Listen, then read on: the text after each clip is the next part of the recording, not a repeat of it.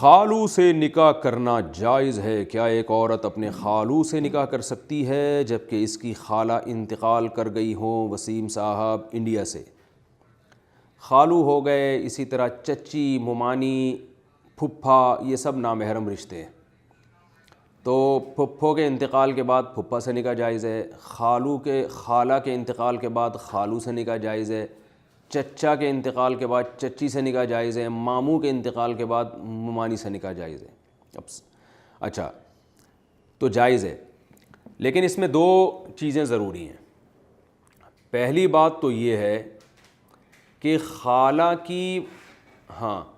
پہلی بات تو یہ ہے کہ دو محرم رشتوں کو جو ہے نا ایک ہی وقت میں جمع نہیں کر سکتے۔ جیسے ایک خاتون سے اگر آپ نے نکاح کیا تو اس کی بہن سے بھی اس خاتون کی موجودگی میں آپ نکاح نہیں کر سکتے۔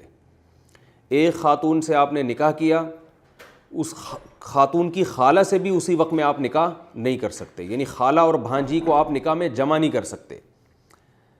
تو یہ اہم مسئلہ ہے، اس کو اچھی طرح سمجھیں۔ ہاں، ایک کو اگر آپ نے ڈیورس دے دی تو پھر ڈیورس کے فوراً بعد بھی نکاح نہیں کر سکتے۔ جیسے کسی خاتون کو آپ نے ڈیورس دی ہے تو اب فوراً اس کی بہن سے نکاح نہیں ہو سکتا، بلکہ اس خاتون کی عدت ختم ہوگی، اس کے بعد نکاح ہو سکے گا۔ تو یہ بھی خوب سمجھ لیں، کسی خاتون سے آپ نے نکاح کیا، اس کو ڈیورس دینے کے بعد آپ اس کی خالہ سے فوراً نکاح نہیں کر سکتے۔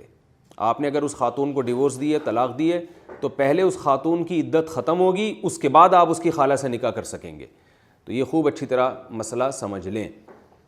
آپ نے اپنی وائف کی بھانجی سے نکاح کرنا ہے تو وائف کو ڈیورس دینے کے بعد فوراً اس کی بھانجی سے نکاح نہیں کر سکتے آپ، بلکہ وائف کی عدت ختم ہوگی، اس کے بعد آپ اس کی بھانجی یا بھتیجی سے نکاح کر سکیں گے۔